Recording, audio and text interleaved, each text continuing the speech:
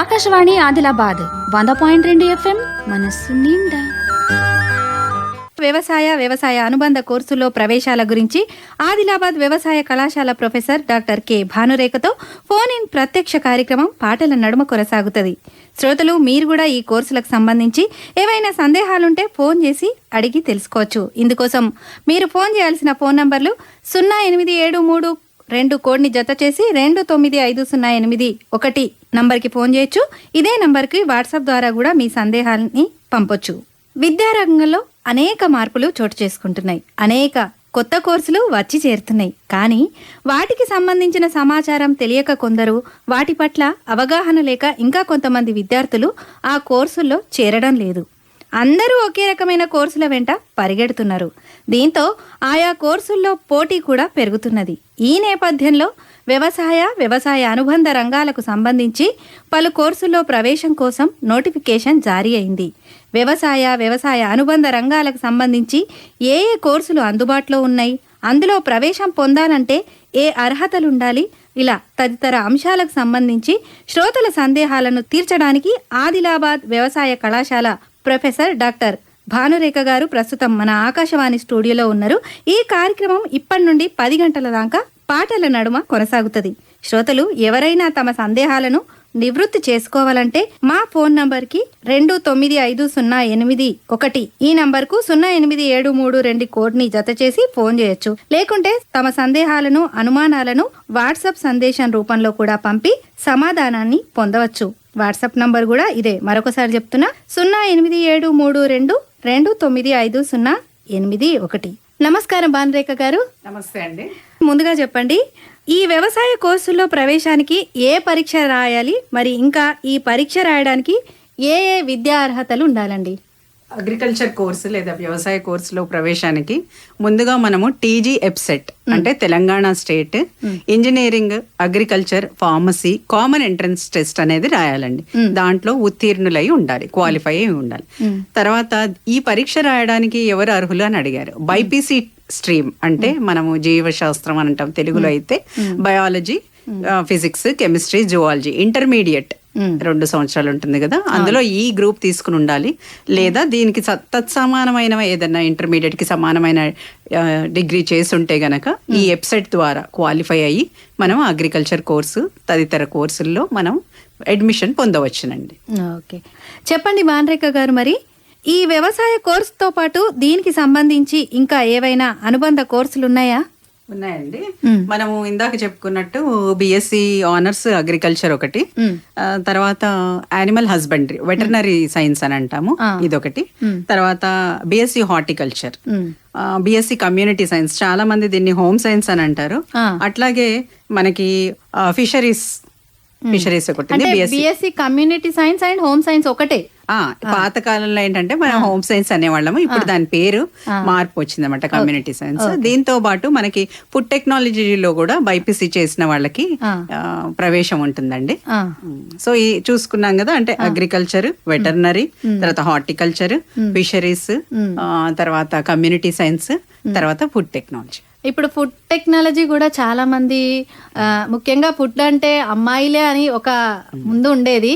ఇప్పుడు food technology అబ్బాయిలు కూడా ఎక్కువ ఈ కోర్సుని ఎంచుకుంటున్నారు. ఆ రంగంలో కూడా ముందుకు చాలా వెళ్తున్నారు. ఇవన్నీ మనం ఎంసెట్ ద్వారానే, కౌన్సిలింగ్ ద్వారానే ఈ ప్రవేశాలని మనం పొందొచ్చు. అవునండి. ఇది కాకుండా మనకి లాటరల్ ఎంట్రీ అని అంటాము. మనకి 10th తర్వాత మార్క్స్ ని బట్టి పాలిటెక్నిక్ అగ్రికల్చర్, తర్వాత పాలిటెక్నిక్ వెటర్నరీ కూడా ఉంది. సో మనకి అగ్రికల్చర్ లో రావాలంటే ఈ పాలిటెక్నిక్ 2 సంవత్సరాలు 10వ తరగతి తర్వాత ఎవరైతే కంప్లీట్ చేస్తారో వాళ్ళు అగ్రిసెట్ అనే వాళ్ళకి ప్రవేశ పరీక్ష ఉంటదండి. ఆ దాంట్లో ఉత్తీర్ణులైన వాళ్ళకి దాదాపు 4 నుండి 5% సీట్లు ద్వారా వాళ్ళు బిఎస్సి అగ్రికల్చర్ లోకి లాటరల్ ఎంట్రీ పొందవచ్చు. అంటే అడ్మిషన్స్ ని మనం వీళ్ళు పొందొచ్చు అన్నట్టు. ఆ ఎగ్జామ్ మాత్రం ఉత్తీర్ణులై ఉండాలి, అగ్రిసెట్. ఇది మీ మనందరి ఆకాశవాణి ఆదిలాబాద్ 100.2 మనస్సు నిండా. మనతో మాట్లాడడానికి వడ్డాడి నుంచి సూరం పవన్ లైన్ లో ఉన్నారు. నమస్తే పవన్. నమస్కారం మేడం. చెప్పు పవన్, ఏం సందేహం వచ్చింది, ఏం సందేహం అడగాలని అనుకుంటున్నావు? మనతో పాటు స్టూడియోలో డాక్టర్ కె భానురేఖ గారు ఉన్నారు. చెప్పండి, అడగండి. నమస్కారం మేడం. నమస్తే అండి. మేడం, మా చెల్లె ఉంది, చెప్పండి. ఆమెకు అగ్రికల్చర్ లో ఇట్లా చేయడం ఇంట్రెస్ట్. ఓకే. అయితే కళాశాలలు ఎక్కడెక్కడ ఉన్నాయి మేడం? మనకి అగ్రికల్చర్కి సంబంధించండి 8 కళాశాలలు, అంటే professor Jayashankar Telangana state agriculture university కింద 8 క్యాంపస్లు ఉన్నాయి. ఒకటి మెయిన్ క్యాంపస్ రాజేంద్ర నగర్ హైదరాబాద్లో ఉందండి, ఇంకోటి అశ్వరావుపేట్ ఖమ్మం జిల్లా, అలాగే జగిత్యాల జిల్లాలో ఒకటి, తర్వాత పాలెం నాగర్ కర్నూలు, తర్వాత వరంగల్, తర్వాత కొత్తగా మొన్న 2023లో 3 క్యాంపస్లు ఏర్పడ్డాయి మన ఆదిలాబాద్తో సహా, తోర్నాల. తర్వాత అంతకు ముందు సంవత్సరం ఏమో 2017 ఏదైతే దాని పక్కనే ఉందో సిరిసిల్ల. ఇలాగా మనకి 8 క్యాంపస్లు ఉన్నాయండి. తర్వాత సీట్ల సంఖ్య కూడా మనకి 615, అంటే నార్మల్ సీట్స్ అంటాము. తర్వాత సెల్ఫ్ ఫైనాన్స్ అని అంటాం అనమాట. ఇదేంటంటే వాళ్ళు కొంచెం ఫైనాన్స్ చేసుకోగలిగి దీనికి కొంచెం 12 నుండి 12.5 లక్షల వరకు అవుతుందన్నమాట 4 సంవత్సరాలకి. మామూలుగా మనకి గవర్నమెంట్ కోటాలో అయితే 615. ఈ సెల్ఫ్ ఫైనాన్స్ అనేది కూడా చాలా మంది ఇంట్రెస్ట్ చూపెడుతున్నారు. ఇందాక చెప్పుకున్నట్టు ఎప్సెట్ ఎంట్రన్స్ ద్వారా క్వాలిఫై అయిన వాళ్ళకి ఈ 8 క్యాంపస్ల్లో కనుక ఎక్కడైనా కానీ వాళ్ళ మెరిట్ని బట్టి, తర్వాత సోషల్ కేటగిరీని బట్టి మనకి సీట్స్ అనేవి అలాట్ చేయబడతాయి. అలాగే అగ్రిసెట్ ద్వారా 4% సీట్లు అగ్రికల్చర్లో ఇంట్రెస్ట్ ఉన్న వాళ్ళకైతే ఇక్కడ 8 క్యాంపస్ల్లో ఎక్కడన్నా అలాట్ చేయబడుతుందండి క్వాలిఫై అయిన వాళ్ళకి. మేడం అది అంటే మెరిట్ ఒకటి మనకు సీట్స్ ఇస్తారా మేడం, లేకపోతే కేటగిరీ వైజా? అంటే ఫస్ట్ ఏదైనా కానీ ఆర్డర్ ఆఫ్ మెరిట్ చూసుకుంటారండి. ఆ సోషల్ కేటగిరీలో కూడా ఇప్పుడు సపోజ్ మనకి బీసీ, తర్వాత ఎస్సీ కానీ ఎస్టీ అలా ఉన్నప్పుడు బీసీస్లో కేటగిరీస్ ఉన్నాయి మళ్ళీ మనకి బీసీఏ బీసీడి అని. ఆ బీసీఏలో ఎవరికైతే మెరిట్ ర్యాంక్ ఉందో అలా అక్కడి నుండి పిలుచుకుంటూ వస్తారనమాట. మనకి రిజర్వేషన్ కూడా అట్లా వర్తిస్తుంది. అంతే తప్ప ఎంత పెద్ద ర్యాంక్ వచ్చినా వస్తుంది అనేది లేదు. ఎప్పుడైనా ఆ కేటగిరీలో ర్యాంక్స్ని బట్టి చూసుకుంటూ వస్తారు. మేడం ఇప్పుడు మా చెల్లె ఎస్సీ కేటగిరీ ఉంది, ఒకవేళ ఎగ్జామ్ క్వాలిఫై అయితే మనం ఎంత అమౌంట్ పే చేయాలన్నట్టు? అంటే ఇప్పుడు మామూలుగా మనకి ఇందాక చెప్పుకున్నట్టండి జనరల్ సీట్స్ అయితేనేమో 615, అంటే 615 ఉన్నాయి. ఇది మనకి దఫాల వారీగా కౌన్సిలింగ్స్ అనేవి జరుగుతుంటాయండి. ఫస్ట్ కౌన్సిలింగ్ అన్నారనుకోండి, స్టార్టింగ్ ర్యాంక్స్ కొన్ని ఇన్ని ర్యాంక్స్ వరకు, సపోజ్ ఎస్టీ కేటగిరీ అయితే ఫర్ ఎగ్జాంపుల్ ఒక 10,000 వరకు 15,000 వరకు పిలిచినప్పుడు మనకి ఫస్ట్ కేటగిరీలో ఏదైతే జనరల్లో మనకి గవర్నమెంట్ కోటాలో వస్తుందో అక్కడైతే మనకి హాస్టల్ ఫీజు, తర్వాత కాలేజ్ ఫీజు చూసుకున్నట్టయితే సెమిస్టర్ సిస్టమ్ ఉంటుందండి. 8 సెమిస్టర్లు, 4 సంవత్సరాల కోర్స్ ఇది యాక్చువల్గా బీఎస్సీ అగ్రికల్చర్. సో సెమిస్టర్కి చూసుకున్నట్టయితే మనకి 50,000. సో దగ్గర మనకి 4 నుండి 5 లక్షలు మనకి ఫ్రీ సీట్కి. అదే ఇందాక చెప్పుకున్నట్టు సెల్ఫ్ ఫైనాన్స్ అంటే కొంచెం ఎక్కువగా ఉంటుంది అనమాట. ఇది ఫైనాన్స్ చేసుకోగలగాలి వాళ్ళు, బ్యాంకింగ్ ద్వారా కానీ వాళ్ళు కట్టుకోవాలి. ఇదైతే డబల్ మనకి 10 నుండి 12 లక్షలు అవుతుంది. కానీ మీరు చూసుకున్నట్లయితే అంటే చాలామంది మా దగ్గరికి జాయిన్ అయిన తర్వాత కూడా వాళ్ళకి తెలియట్లేదు. వీళ్ళు పక్క రాష్ట్రాలకు వెళ్ళి, అంటే మహారాష్ట్ర కానీ అక్కడ కానీ చేసుకుని వస్తున్నారా, అక్కడ చాలా ఖర్చుతో కూడుకున్న విషయం. సో ఈ అవగాహన గనక ఉంటే మనకి అప్లికేషను, సీట్స్ ఎట్లా అనేది ఉంటే గనక 8 క్యాంపస్లు ఉన్నాయి గనక మీరు వీటిని ఉపయోగించుకోవచ్చు అనమాట. తెలియక చాలామంది second, third, fourth, fifth counselling కూడా అవుతుంది అనమాట. అప్పటి వరకు కూడా మనకు సీట్ వచ్చే ఛాన్స్ ఉంది. ఎందుకంటే కాలేజీలు పెరిగినాయి, సీట్లు పెరిగినాయి. కాబట్టి ఎక్రిడేషన్ అని అంటాం అనమాట. ఐసీఆర్ ఎక్రిడేషన్ ఉన్న నమోదైన కాలేజీల్లోనే జాయిన్ అవుతే రేపొద్దుట మనకి ఏదైనా ఎగ్జామ్స్, ఏదైనా జాబ్స్ రావాలన్నా కానీ వీళ్ళకే ఇస్తారు. అట్లా వేరే కాలేజెస్కి వెళ్ళి జాయిన్ అవ్వడం వల్ల వాళ్ళకి ఎటు కాకుండా, అంటే ఈ ఎగ్జామ్స్కి రాయలేకపోతున్నారు, ఉద్యోగాలకు కూడా గవర్నమెంట్ జాబ్స్కి కూడా వాళ్ళకి అర్హత లేకుండా ఉంటుందన్నమాట. సో దీని మీద అవగాహన కనుక కల్పించుకుంటే, మనం కాలేజెస్లో ఎక్కడెక్కడ ఉన్నాయనేది తెలుసుకుంటే అట్లాంటి ప్రైవేట్ కాలేజెస్కి వెళ్ళి నష్టపోయిన వాళ్ళు కూడా చాలా మంది ఉన్నారు తెలియక. అందుకనే ఇట్లాంటివి తెలుసుకోవడం మంచిదనే ఉద్దేశంతో ఈ కార్యక్రమం. ఇంకొక క్వశ్చన్ మేడం, చెప్పండి. మా సిస్టర్ వాళ్ళ ఫ్రెండ్ ఫిజికల్లీ హ్యాండిక్యాప్డ్ ఉంది, వాళ్ళకి ఏమైనా స్పెషల్ కోటా ఉంటుందా? ఉందండి, వాళ్ళకి కూడా స్పెషల్ కోటా ఉంది. మనకి ఒక పర్సంటేజ్ అనేది ఉంటుంది అనమాట వాళ్ళకి కూడా.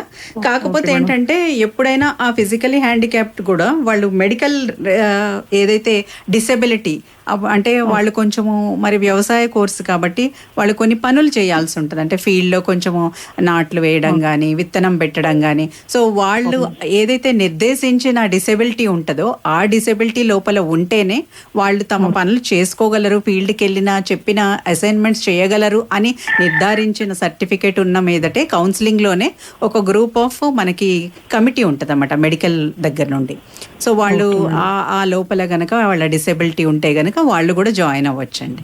ఓకే మేడం, ఫీజు కూడా సేమ్ అంతే ఉంటుందా వీళ్ళకి కూడా? గవర్నమెంట్ కోట అయితే ఫీజు వాళ్ళకి అంతే ఉంటదండి. మనకి దాదాపు 4 నుండి 5 లక్షలు, సెల్ఫ్ ఫైనాన్స్ అయితే 10 నుండి 12 లక్షలు. అలాగే ఎన్ఆర్ఐ కోట కూడా ఉందండి, నాన్ రెసిడెంట్ ఇండియన్స్ అని. అంటే మన చుట్టాలు కానీ మన రక్త సంబంధికులు కానీ మనకి గనక స్పాన్సర్ చేస్తే ఇది దాదాపు మనకి 25 లక్షల వరకు అవుతుంది. కొంతమంది అలా కూడా ఇంట్రెస్ట్ చూపెడుతున్నారు చదవడానికి. వాళ్ళు ఇంటర్మీడియట్ డిగ్రీ చదువుంటే సరిపోతుందండి, ఎంసెట్ తోటి దానికి సంబంధం లేదు. పవన్, నీ సందేహం నివృత్తి అయింది అనుకుంటున్నాము. నీ ద్వారా కూడా, నీ ప్రశ్నల ద్వారా కూడా చాలా మందికి ఈ సందేహాలు ఉండొచ్చు. ఈ ద్వారా ఆకాశవాణి ద్వారా వాళ్ళు కూడా తెలుసుకొని ముందడుగు వేస్తారు అనుకుందాం మనం. ధన్యవాదాలు ఫోన్ చేసినందుకు. Thank you madam. చెప్పండి మేడం, మరి ఈ వ్యవసాయ ఇంకా ఈ సంబంధిత కోర్సుల్లో ప్రవేశం పొందాలంటే ఎలా అప్లై చేసుకోవాలి, దాని గురించి వివరంగా చెప్పండి. ముందుగా అండి, పాత పద్ధతిలో లాగా మనము ఒక ఆఫీస్కి వెళ్ళి ఫిల్ చేసిన అప్లికేషన్ తీసుకెళ్లి అక్కడ ఇవ్వడం అనేది అన్ని ఫీల్డ్స్ లో కూడా ఆగిపోయింది. పేపర్ సేవింగ్ కానీ టైం సేవింగ్ కానీ ఆన్లైన్ అనేది సర్వసాధారణం అయిపోయింది. మనము ఎవరైతే ఈ వెబ్సైట్ అనేది రాశారో వాళ్ళు ముందుగా మనము మా వెబ్సైట్ ఉంటుంది www.pjtsau.edu.in. మళ్ళీ ఒకసారి చెప్పండి. www.pjtsau.edu.in. edu అంటే మనకి ఎడ్యుకేషన్ సంబంధం. సో ఈ వెబ్సైట్ ని ఎప్పుడు కూడా చూస్తూ ఉంటే వాళ్ళకి జరుగుతున్న కొత్త కొత్తవి ఏవైతే పెడుతున్నారో అవన్నీ తెలుసుకోవచ్చు. సింపుల్, వాళ్ళు ఓపెన్ చేసి పిల్లలు కూడా చూసుకోవచ్చు. ప్రతి ఒక్కరికి కూడా అలవాటైంది. అలాగే మా అప్లికేషన్స్ కూడా మామూలుగా ఇప్పుడు ఈ సెల్ఫ్ ఫైనాన్సింగ్ కి వాటికి స్టార్ట్ అయినాయండి. ఆన్లైన్ అప్లికేషన్ డేట్ వచ్చి 12 మనకి జూలై 24 10 నుండి మొదలైనవి. లాస్ట్ డేట్ వచ్చేసరికి మనకి 18 ఆగస్టు 24. అంటే ఇంకా సమయం ఉంది, సమయం ఉంది. సో అందుకనే ఈ వెబ్సైట్ చూసుకుని అప్లికేషన్ కూడా చాలా మంది భయపడతారు, అమ్మో చాలా పెద్దగా ఉందని. మనం సింపుల్ గా చేయాల్సింది ఏంటంటే ముందుగా మనం డౌన్లోడ్ ప్రింట్ చేసేసుకుంటే దాంట్లో మనం ఏదైతే వాళ్ళు అడుగుతున్నారో దాన్ని పూర్తిగా మనం రెడీ చేసి పెట్టుకుని, అంతే తప్ప ఫస్ట్ది ఒకటి అయ్యింది మనం అప్లోడ్ చేసాం, సెకండ్ది అలా కాకుండా పూర్తి అవగాహన కోసం డౌన్లోడ్ చేసి పక్కన పెట్టుకుని ఓకే అప్లికేషన్లో ఏమేమి అడిగారు, దీనికి నేను ఏ సర్టిఫికెట్స్ తీసుకోవాలి, దీనికి సంబంధించినవి ఎక్కడి నుండి తెచ్చుకోవాలి, అలాంటి అవగాహనతోటి ఒక రోజు మొత్తం 2 రోజులు చేసుకున్న తర్వాత వాళ్ళు అన్ని జతపరిచి రెడీగా కూర్చుని ఈ సెంటర్లో అయినా ఇంటి నుండి అయినా స్కానర్ ఉంటే గనక అప్లై చేసుకోవడం అనేది చాలా ఈజీ అని. సో ఇప్పుడు నేను చెప్పిన డేట్స్ 12 జూలై అంటే 12 జూలై 24 10 నుండి మొదలైంది. మనకి 18 ఆగస్టు 24 5 వరకు ఉంటుంది అన్నమాట. తర్వాత దీంట్లో పేమెంట్ ఆఫ్ ఫీజ్ కి లాస్ట్ తేదీ వచ్చి మనకి 17 ఆగస్ట్. అట్లానే అప్లికేషన్స్ లో అరే మనం చిన్న చిన్న తప్పులు దొరిని అని అనిపిస్తుంది ఒకసారి చూసుకున్న తర్వాత. అలాగే ఒక రోజు వాళ్ళకి కరెక్షన్ కి టైం ఇస్తారు డేట్ తర్వాత. అది 19 ఆగస్టు 24 10 నుండి మొదలు కొట్టుకుని ఆ రోజు సాయంత్రం 5 వరకు, అంటే పూర్తిగా ఒక వర్కింగ్ డే అని అంటాం. సో మళ్ళీ చెప్తున్నానండి, 12 జూలై నుండి 24 నుండి మొదలైంది మనకి అప్లికేషన్ డేట్. ఆన్లైన్ లో హార్డ్ కాపీ అనేది పోస్టింగ్ ఏమీ లేదండి, అది గుర్తు పెట్టుకోండి. అలాగే మనకి లాస్ట్ డేట్ వచ్చేసరికి 18 ఆగస్టు 24. తర్వాత మనం ఫీ పేమెంట్, మనకి అప్లికేషన్ ఫీ ఉంటది అనమాట. ఈ సెల్ఫ్ ఫైనాన్స్ కి అయితే 5,000 వరకు ఉంది.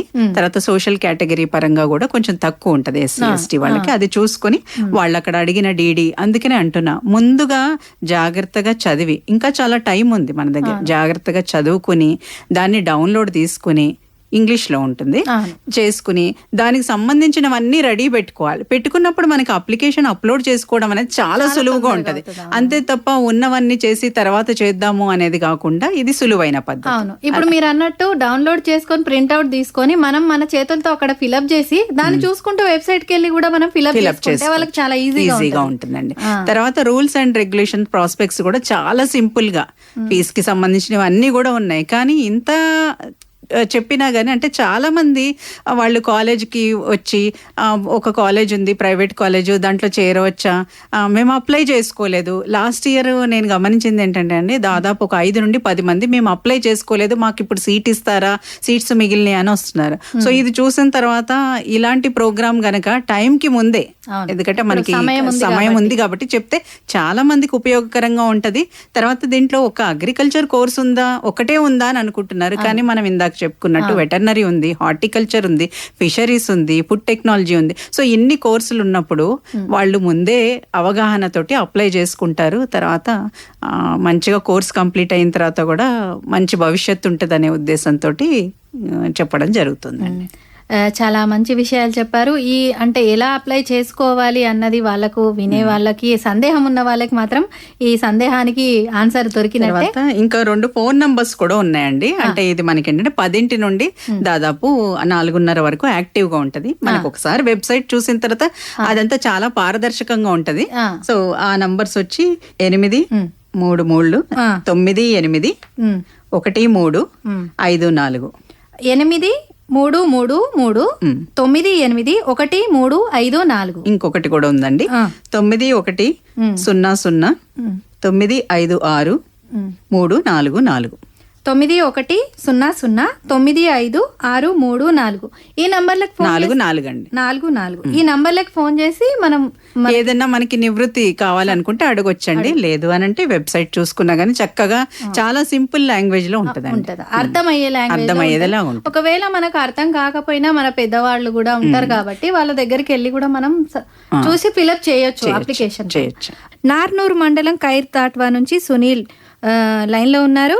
చెప్పండి సునీల్, మీ సందేహం ఏంటి? మీ సందేహాన్ని నివృత్తి చేయడానికి డాక్టర్ కె భానురేఖ గారు మన స్టూడియోలో సిద్ధంగా ఉన్నారు.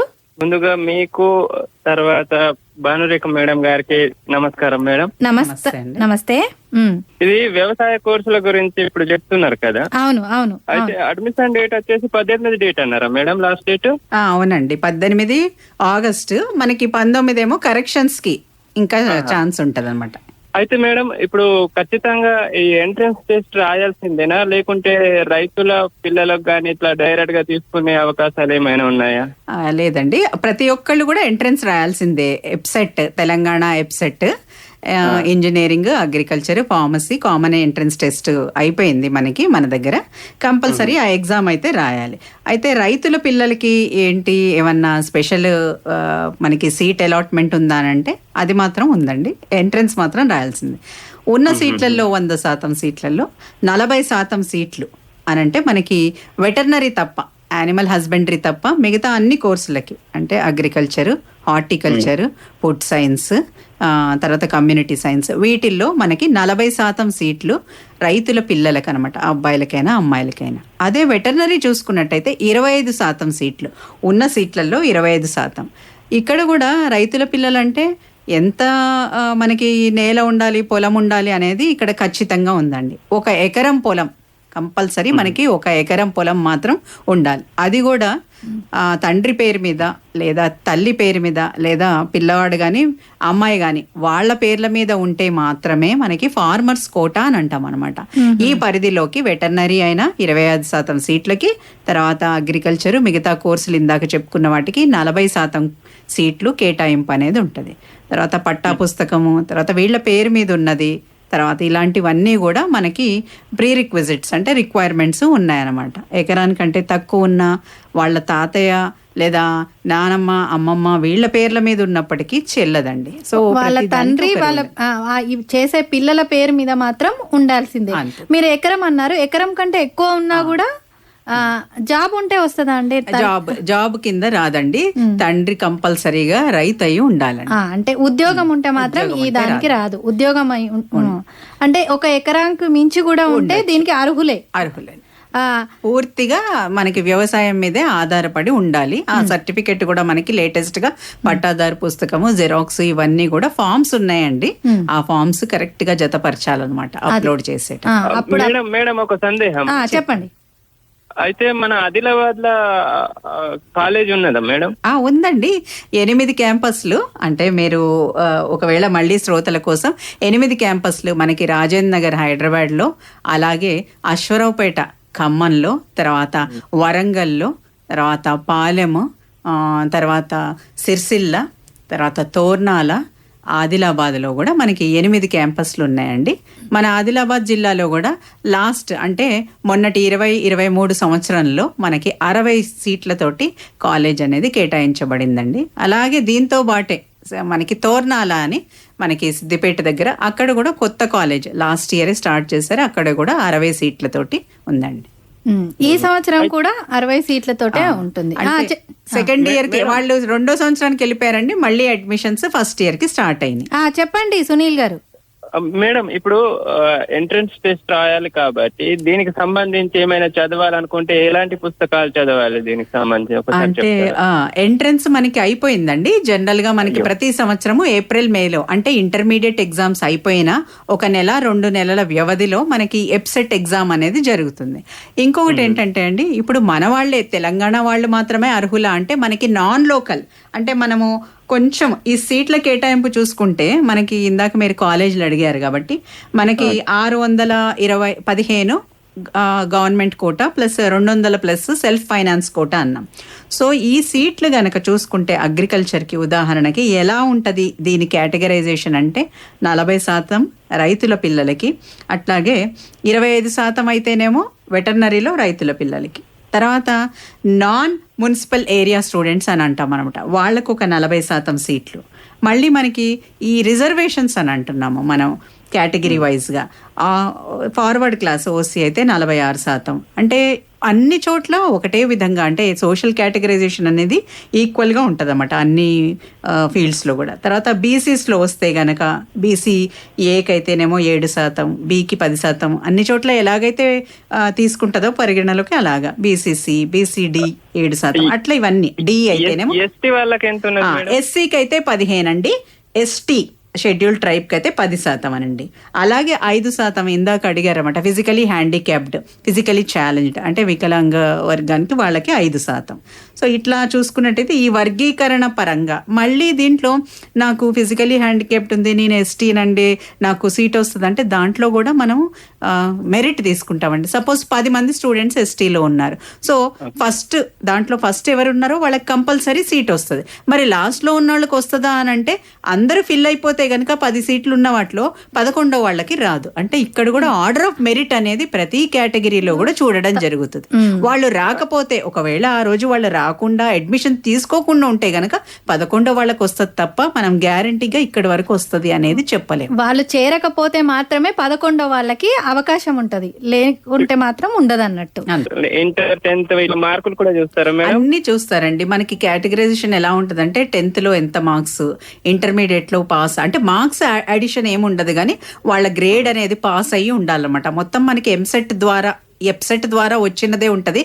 బట్ 10th లో పాస్ అవ్వడము, ఇంటర్లో పాస్ అవ్వడము, ఇంటర్లో కూడా ఇందాక మనం చెప్పుకున్నట్టు అన్ని కేటగిరీస్కి అయితే 50% ఉత్తీర్ణత అంటే 50% మార్కులు రావాలి. అదే ఫిజికలీ హ్యాండిక్యాప్డ్ ఎస్సీ ఎస్టీకి అయితే 47.5 మార్క్స్ ఇంటర్మీడియట్లో.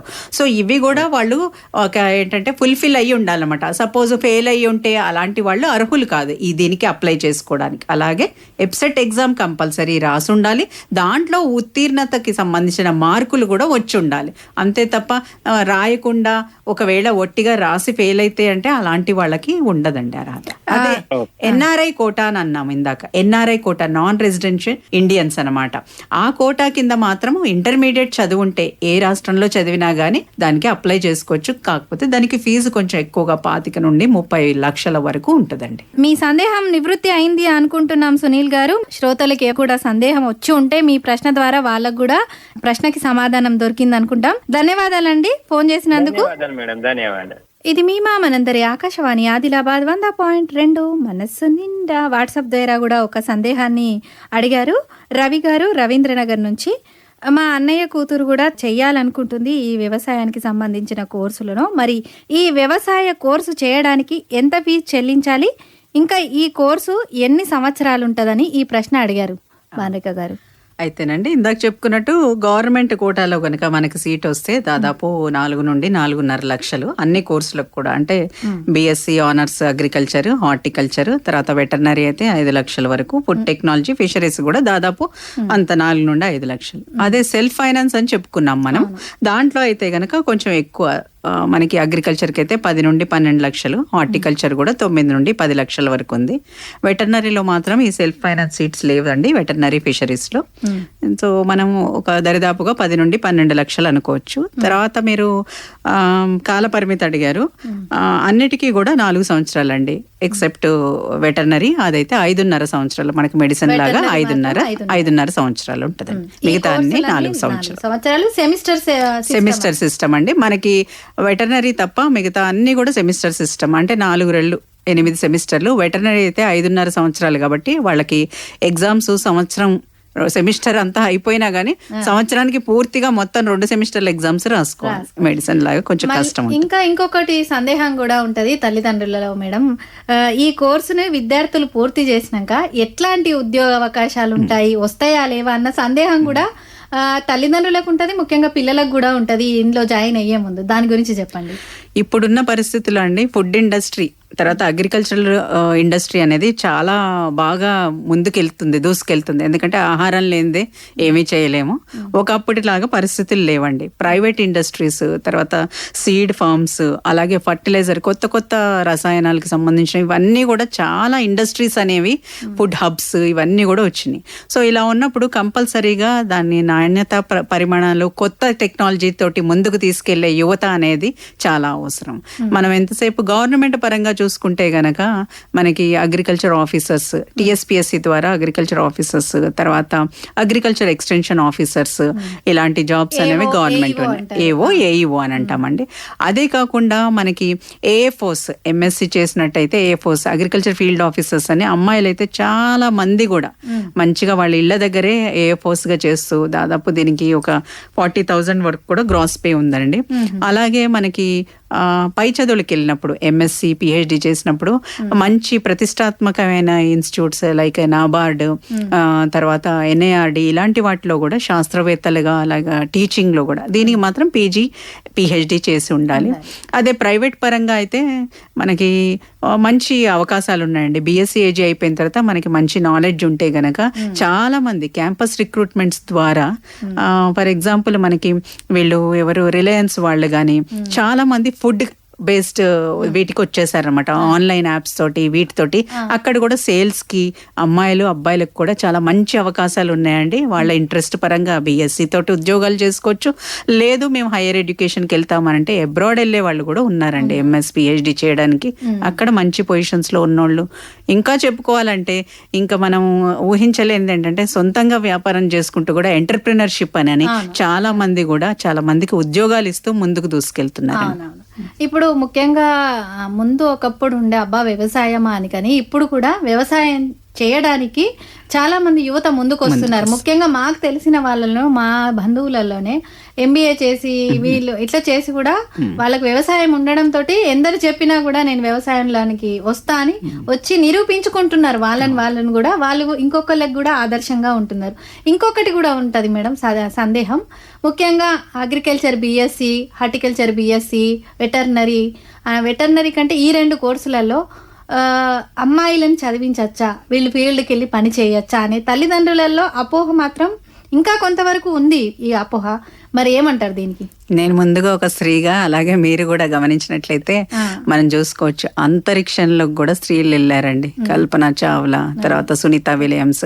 అంతరిక్షం అనేది ఎక్కడుంది అనేది కూడా మనకు కళ్ళకు కనపడదు.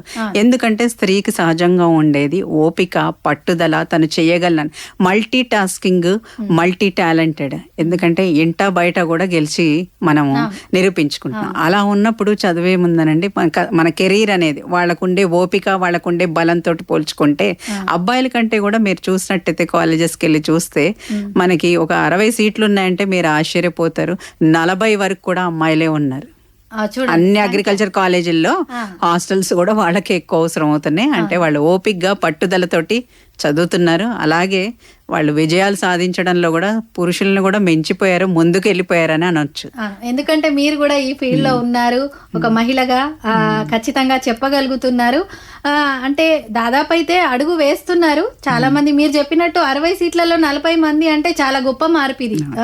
తర్వాత ఒక మనకి మామూలుగా అమ్మాయిలకు ఉండే రిజర్వేషన్ ఏదైతే టోటల్ సీట్స్ లో మనకి 33.3% కూడా అమ్మాయిలకి కోటా ఉందండి అగ్రికల్చర్ లో కూడా. సో ఇది కూడా ఒక ఫెచ్చింగ్ పాయింట్ వాళ్ళకి. అవునవును, చాలా చక్కగా వివరించారండి. వ్యవసాయ అనుబంధ కోర్సుల్లో ప్రవేశాలు పొందాలి అంటే ఏ అర్హత ఉండాలి, ఎట్లాంటి ఉద్యోగ అవకాశాలు ఉంటాయి, ఆడపిల్లలకు కూడా ఎట్లా ఉంటాయి, రైతులకు సంబంధించి ఎంత వాళ్ళ పిల్లలకి ఎంత కోటా ఉంటుందని, వీటన్నింటి గురించి చాలా చక్కగా వివరించారు డాక్టర్ భానురేఖ గారు. మా స్టూడియోకి వచ్చి ఇంత సమయాన్ని వెచ్చించినందుకు మీకు ధన్యవాదాలు. మరొక్కసారి మీరు అంటే వెబ్సైట్ ద్వారా కూడా చూడొచ్చు అన్నారు కాబట్టి మరొకసారి ఆ వెబ్సైట్ ఐడి ఒకసారి మళ్ళీ చెప్పరా? www.pjtsaU.edu.in అండి. మరొకసారి ఇందాక మీరు నంబర్స్ కూడా చెప్పారు కదా అవైలబుల్లో, మళ్ళీ ఒకసారి వీలుంటే నేను చెప్తానండి. ఈ నంబర్లకు కూడా మీరు ఏదైనా సందేహం ఉంటే మళ్ళీ మీరు కూడా నివృత్తి అడిగి తెలుసుకోవచ్చు. ఫోన్ నంబర్లు 8333981354, మరొక నంబర్ 9100956344. ధన్యవాదాలండి, చాలా చక్కగా వివరించారు. స్టూడియోకి వచ్చి కృతజ్ఞతలండి. Thank you. Akashvani Adilabad 100.2 FM మనస్సు నిండా.